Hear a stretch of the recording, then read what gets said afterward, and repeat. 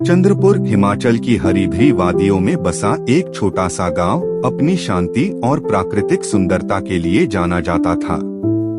गांव के बीचों बीच एक प्राचीन तालाब था जिसे लोग चांदनी ताल कहते थे।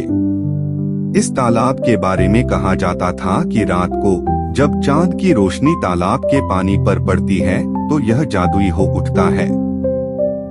गांव वाले दबी जुबान में बताते थे कि यह तालाब इच्छाएं पूरी करता है, लेकिन सिर्फ उसी की जिसका दिल साफ हो और इच्छा निस्वार्थ हो। एक बार की बात है, चंद्रपुर में एक युवा लड़की रहती थी जिसका नाम था काव्या। वह एक साधारण परिवार से थी और उसका सपना था कि वह अपने गांव के बच्चों के लिए एक स्कूल खोले जहां गरीब बच्चे भी पढ़ सकें। लेकिन उसके पास न पैसे थे न संसाधन।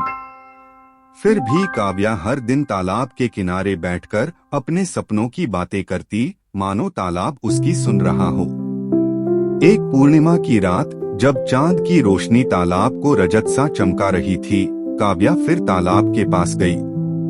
उसने अपनी आंखें बंद की और मन ही मन प्रार्थना की, हे चांदनी ताल, अगर तुम सचमुच जादुई हो तो मेरे गांव के बच्चों को पढ़ाने का रास्ता दिखाओ। जैसे ही उसने आंखें खोली, तालाब का पानी लहराने लगा और उसमें से एक सुनहरी चमक उभरी। चमक धीरे धीरे एक आकृति में बदली, एक बूढ़ी औरत की जिसके कपड़े चांद की रोशनी जैसे चमक रहे थे।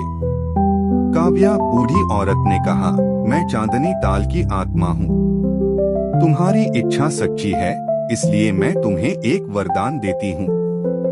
तालाब के किनारे जो पुराना बरगद का पेड़ है, उसके नीचे खोदो।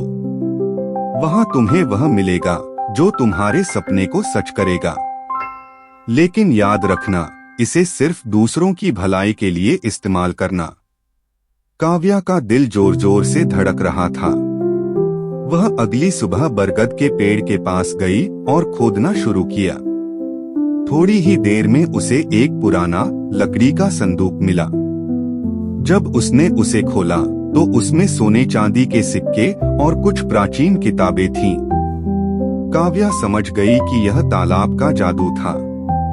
उसने उन सिक्कों से गांव में एक छोटा सा स्कूल बनवाया और किताबों को बच्चों के पढ़ने के लिए रखा। लेकिन कहानी यहीं खत्म नहीं हुई। जैसे जैसे स्कूल मशहूर होने लगा, लालची लोग तालाब के रहस्य को जानने के लिए आने लगे। एक रात गांव का एक धनी सेठ रघुनाथ तालाब के पास गया और अपनी इच्छा मांगी, अधिक धन और शक्ति। लेकिन तालाब ने उसकी बात नहीं सुनी। पानी अचानक काला पड़ गया और रघुनाथ को एक ठंडी सिहरन ने घेर लिया। वह डरकर भाग गया और फिर कभी तालाब के पास नहीं आया। काव्या का स्कूल फलता फूलता रहा और चांदनी ताल की कहानी गांव-गांव फैल गई। लोग समझ गए कि तालाब का जादू सिर्फ सच्चे दिल वालों के लिए है। काव्या आज भी हर पूर्णिमा की रात तालाब के किनारे जाती है, चांद की रोशनी में धन्यवाद देती है और अपने गांव के बच्चों के लिए और सपने देखती है।